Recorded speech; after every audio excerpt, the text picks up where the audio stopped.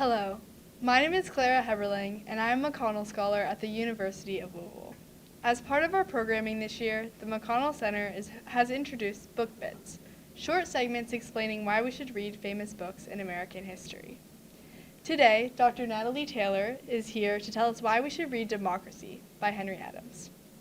Dr. Taylor earned a Bachelor of the Arts in Political Science from Kenyon College, as well as a Master's in Political Science and a Doctorate in Political Theory from Fordham College. She is currently a professor at Skidmore College, teaching political philosophy, including American political thought and feminist political thought. Dr. Taylor is the author of The Rights of Women as Chimera, The Political Philosophy of Mary Wollstonecraft, as well as the editor of A Political Companion to Henry Adams. In addition to this, she has written 2 essays on Henry Adams' novels, titled The Landscape of Democracy and The Flowers of Freedom or the New Tyranny, Science, Art, and Religion in Henry Adams' Esther. She is also currently working on a book centered around Henry Adams, Henry James, and Clover Adams. Dr. Taylor, I speak on behalf of the McConnell Center when I say we are very excited to hear you speak on why we should read Henry Adams' Democracy, and I ask that you all join me in giving her a very warm welcome.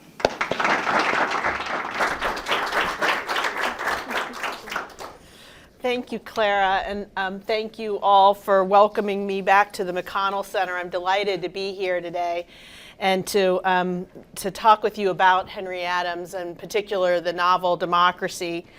So as many of you know, Henry Adams was the great-grandson of John Adams and the great-grandson of John Quincy Adams and the son of Charles Francis Adams. So he had some big shoes to fill. The Adams family remains the most distinguished political family in American history, at least one of them. 4 generations of the Adamses brought about a revolution, established self-government, participated in the transformation of the early republic to a large-scale democracy, and then witnessed the industrialized nation take its place on the world stage. But not only were the Adams family statesmen, the Adams men particularly, they were also keepers of their family legacy and historians of our nation. Henry Adams was the most accomplished historian of them all. Adams wrote biographies of 18th century leaders such as Albert Gallatin and John Randolph.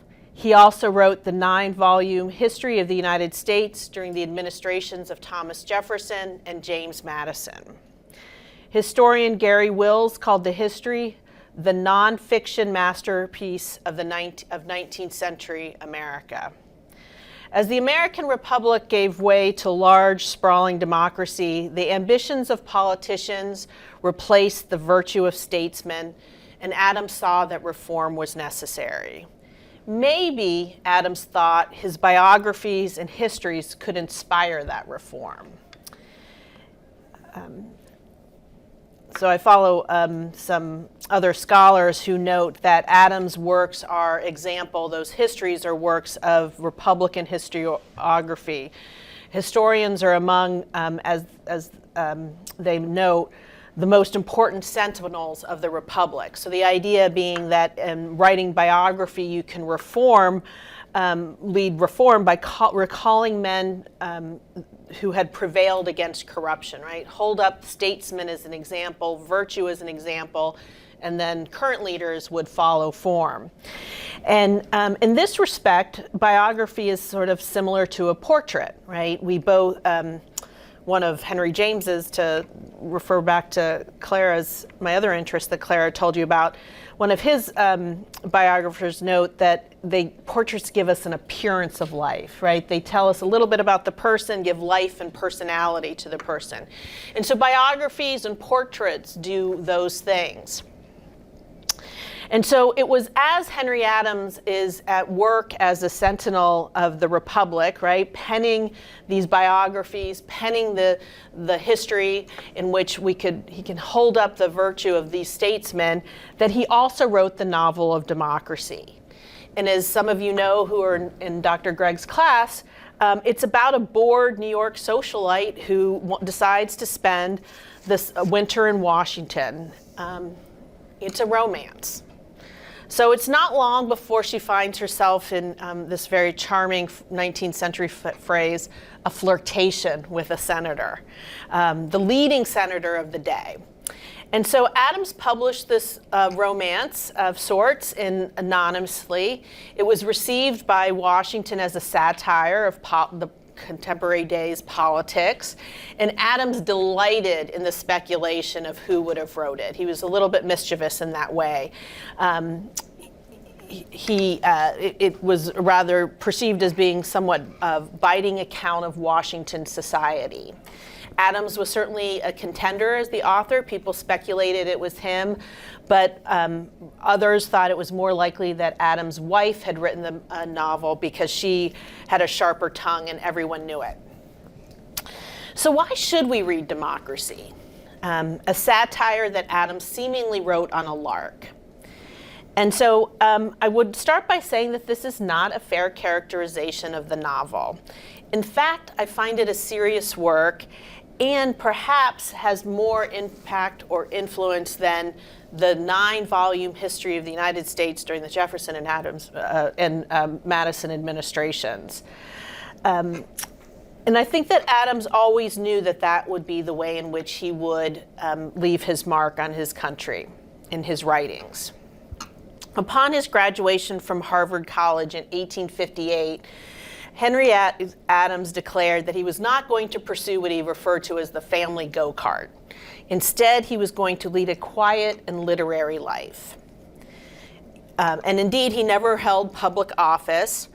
But like the men who had come before him, Henry found that he was continually preoccupied with the nature of the regime that his great-grandfather helped to found. In a letter to his friend, Adams wrote, "America is increasing so rapidly, her future is so vast, that one man may reasonably devote his life to the effort impressing a moral on the national mind." And so I think Adams had thought that writing biography and history could do that it could impress a moral on the national mind, help to build the national character.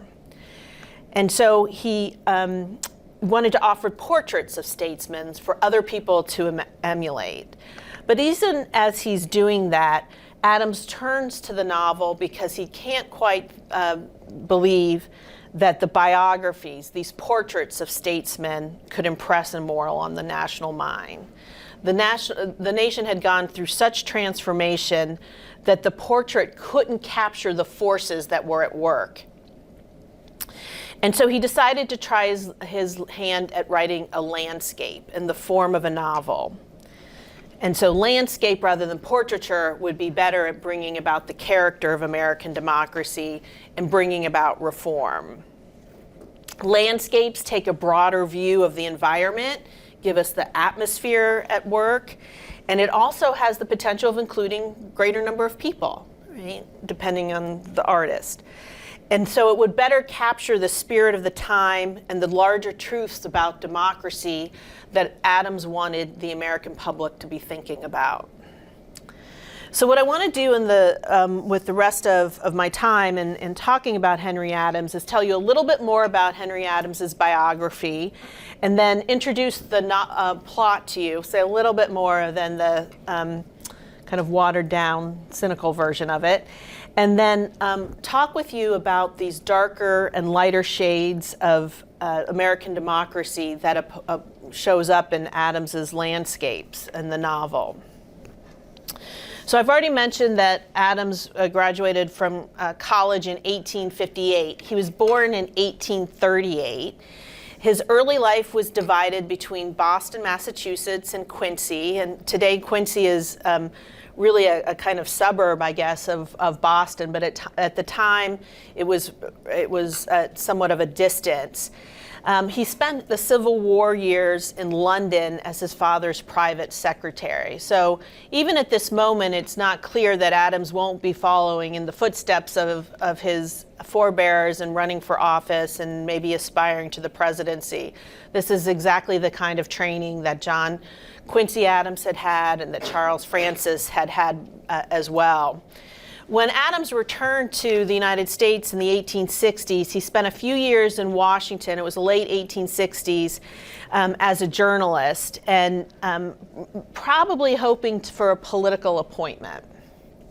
He returned to Boston for several years and taught history at Harvard, and it was during this time that he married his wife, Marion Hooper Adams, known as Clover to all that loved her. In 1877, Henry and Adams and Clover made what he referred to as a great leap in the world. They cut loose from Boston, he tells his friends, and they moved to Washington so that Henry could access the archives necessary to write biography and history. But the Adamses moved to Washington for personal reasons as much as for professional reasons. When he explained the move to his friend, Henry wrote, "I gravitate to the nation's capital like a primary law of nature. This is the only place in America where society amuses me, or where life offers variety." It would be society then, and not a particular statesman, that would be the subject of his novel, and where Henry placed his hopes for reform. And so maybe I'll say a little bit more about that. About the difference between the novel and the biographies or the portraits. The statesmen may rule the halls of Congress and the White House, but it is women who govern society as Adams understood it. And so the central figure of this American landscape that he offers us in Democracy is Madeline Lightfoot Lee. As Madeline's name suggests, she has a proud pedigree and that links her to a signer of the Declaration of Independence. She is a wealthy, relatively young widow who resides in New York. Her husband, her deceased husband, was a stockbroker, but she's restless in New York. And so Madeline and her younger sister, Sybil, decide to spend the winter in Washington. They move into a home on Lafayette Square and spend the few days sort of frantically putting the home in order. The last effort of decorating the place, Adams tells us, is to hoist the domestic altarpiece, the mystical Corot landscape, into place. And so Adams doesn't tell us much about Corot in the novel, but he was a European artist who was making the transition from Romanticism to realism during the 19th century. And the way that Corot described his painting, he begins with the darker tones and then he adds lighter tones to it. And what I want to suggest is this is what how Adams understands American democracy, in the same way that Corot understands painting. He's moving away from the Romanticism to the realism. He starts with the darker tones. And so if we think about the way in which our government is designed, if we think about Federalist 51, for example, where Madison explains to us that the separation of powers works because ambition is made to counter ambition, right? Those darker elements of our human nature will prevent any one branch of government from gaining too much power. And so I think what Adams does is to sort of understand American politics in the same way. And we see that at work throughout the novel. He begins with these darker shades, the self-interest of those who would seek and hold power. And then Adams shows us the ways in which the lighter shades or the lighter tones can be added to the landscape as a way of making for a more complicated regime.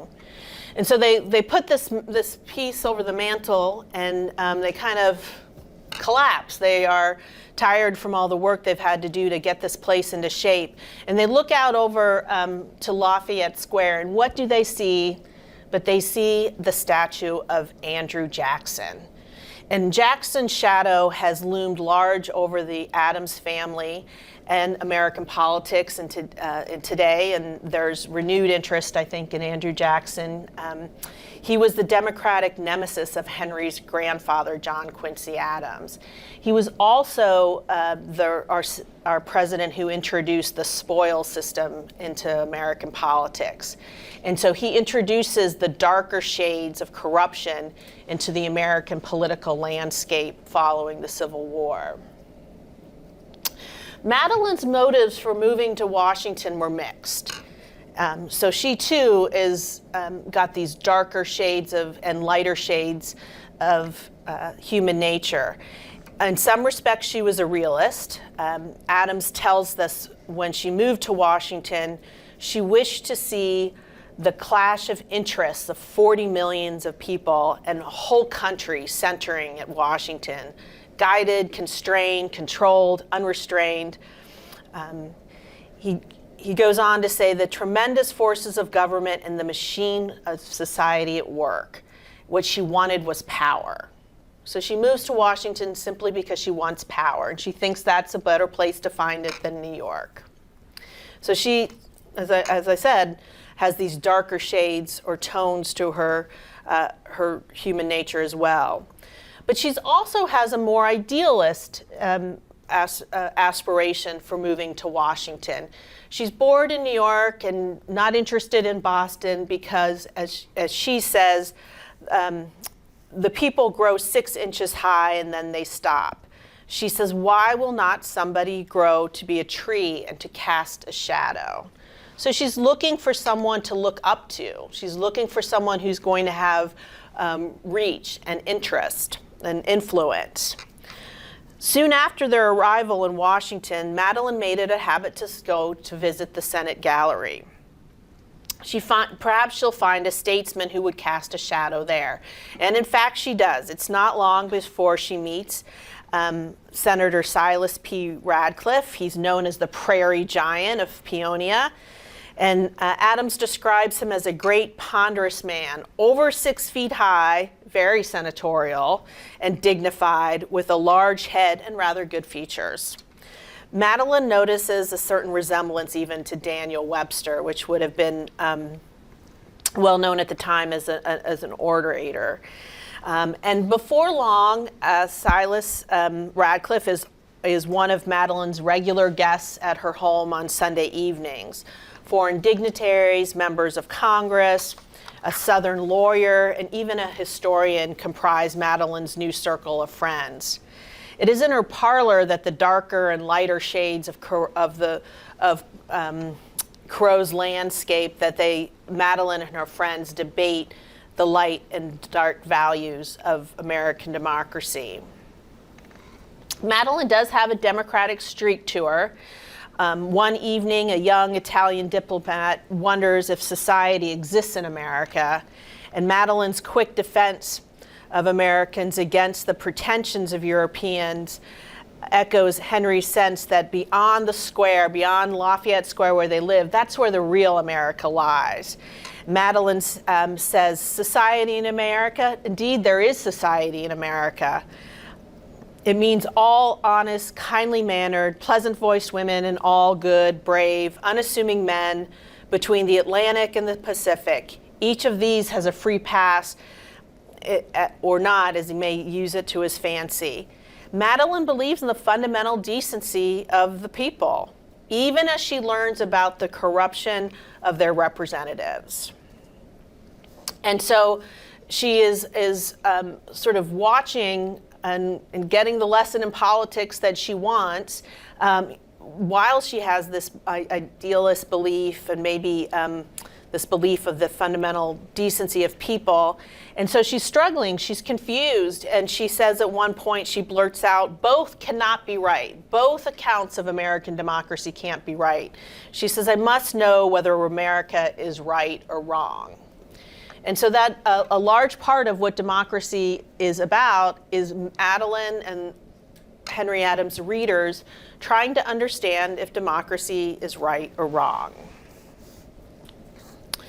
So democracy takes place during the few months before a new president is going to be sworn into office. And so we have had experience of this recently.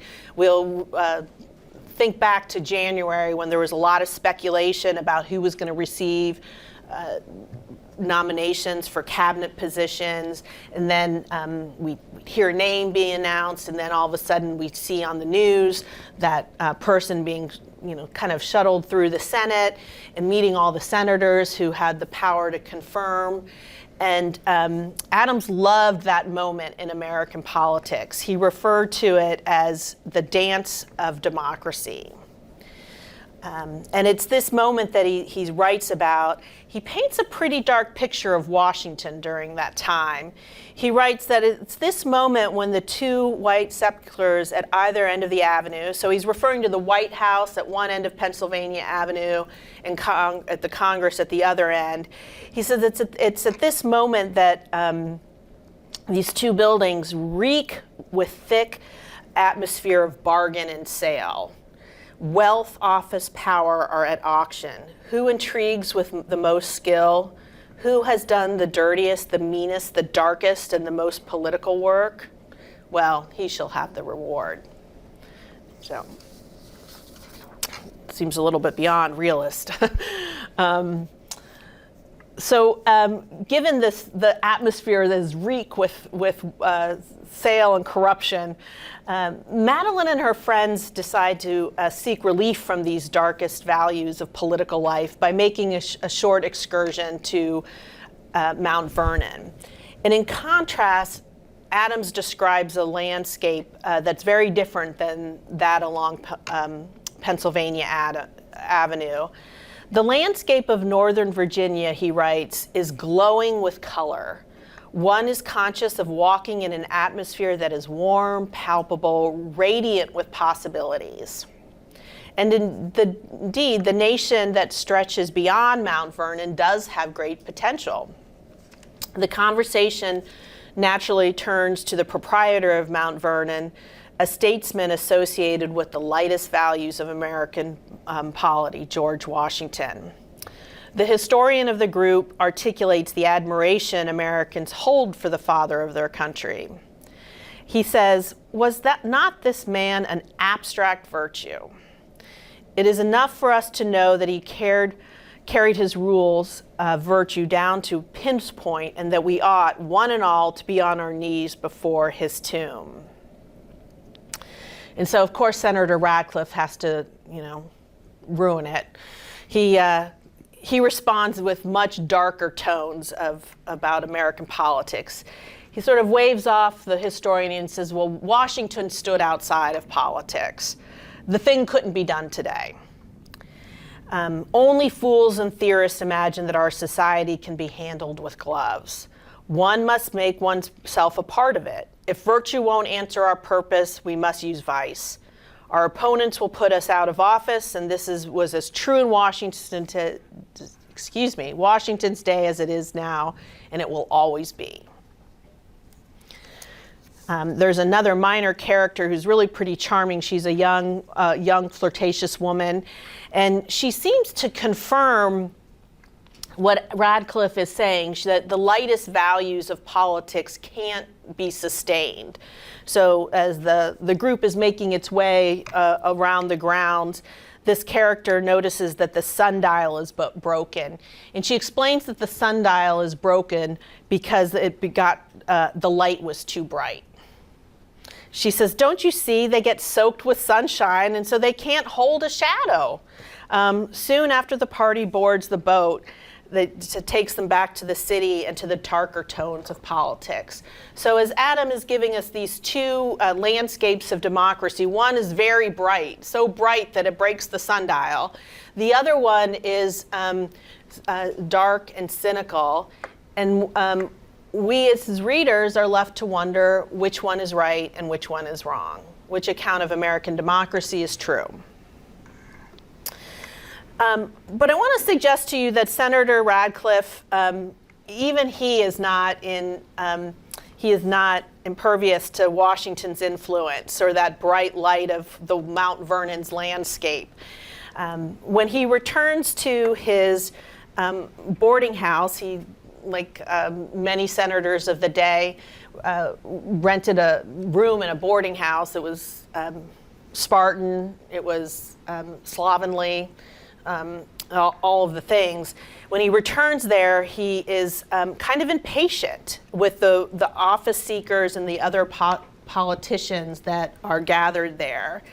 Adams tells us that nothing could less suit his present mood than the society which awaited him in his rooms.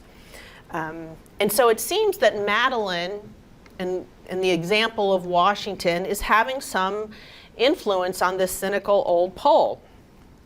Adams tells us, but as for political life, the events of the last 6 months were calculated to make any man doubt its value. He hated the sight of his tobacco-chewing, newspaper-reading satellites with their hats tipped at every angle except the right one and their feet everywhere except the floor. The conversation bored him and their presence was a nuisance. So he's lost interest, or he's impatient with all of the politicking that he used to like and sort of he thrived on. The biographies of statesmen, portraits of men who put public interest ahead of the private, may not foster virtue in the 19th century politics, but the central figure of this landscape, a woman, just might exact the statesman-like behavior that we would hope for our elected representatives. Adams tells us that Radcliffe smiled his only smile that evening when he thought about how rapidly she would rout she meaning Madeline, would rout every man jack of his political following out of her parlors, and how meekly they would have to submit to her banishment. And so it is, Adams gives us the hint here that it's actually Madeline that can reform politics and bring about, inspire more statesman-like behavior from Radcliffe. So the dance of democracy, as Adams calls it, continues at an ever more frantic pace in the novel. And the senator starts to exert his influence on Madeline as well. Madeline's own ambitions get excited, and she starts to believe that she might share the senator's power. She might even be first lady, and she can tell you exactly what she would do if she were first lady. And she starts to enjoy the fact that the senator is smitten with her. Adams tells us that to tie a prominent statesman to her train and to lead him about like a tame bear is for a young, vivacious woman a more certain amusement than to tie herself to him. So she's exercising or gaining the kind of power that maybe she thought she wanted to get in Washington.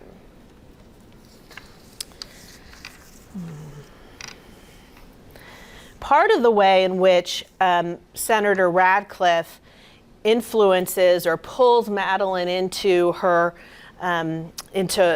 his orbit is by constantly appealing to her for her moral guidance. And so as Senator Radcliffe himself is being considered for a cabinet position, he sort of recognizes the way in which the president is trying to manage the nominations to best suit his own political agenda, which may or may not be the same as Radcliffe's. And so in thinking about how to respond to the new president, whether or not to accept the position and so on, he brings Madeline into his confidence, and he's always asking her for her position. And so he appeals to Madeline's sense of power. Madeline advises the senator to do what is in the public good. But when she's pressed on the public good and what that means, she can't articulate what it means. And so the senator's appeals to Madeline's moral guidance does have the effect of making Madeline complicit. She sort of gives this, well, what's ever in the public good? And so as a consequence, she's going along with all of his machinations. and she becomes complicit in his political intrigue. It also will draw Madeline into the senator's intimacy, and surely he'll have to propose to her, and surely Madeline will have to accept. People are already chatting in Washington and gossiping behind her back about that, and so we anticipate then that Madeline will soon find herself married to a senator, and on the path to the White House and becoming the First Lady. And so at this moment of the novel, the action shifts, and it shifts to two of the lesser characters. It shifts to Madeline's sister Sybil, who was a New York socialite as well, and unlike Madeline, she just was not interested in politics. She is biding her time until she can get to Newport that summer.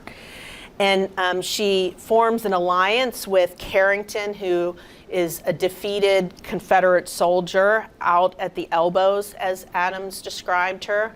And so we see about the way in which these two enter this dance of democracy. And as I've mentioned to a few of you today, I want you to read the book. I want everybody to read the book, so I feel like I can't say too much more about the plot. I don't want any spoilers. And so the question that we have lingering when these two move into the plot and take on a greater role is whether or not Radcliffe does propose, whether or not Madeline will reform the senator, or will the senator corrupt Madeline even further? He appeals to her power. And finally, and I think most importantly, we still don't know if Madeline has gotten the answer to her question, whether or not America is right or wrong. And so to answer these questions, you have to read the book, and I hope that you will.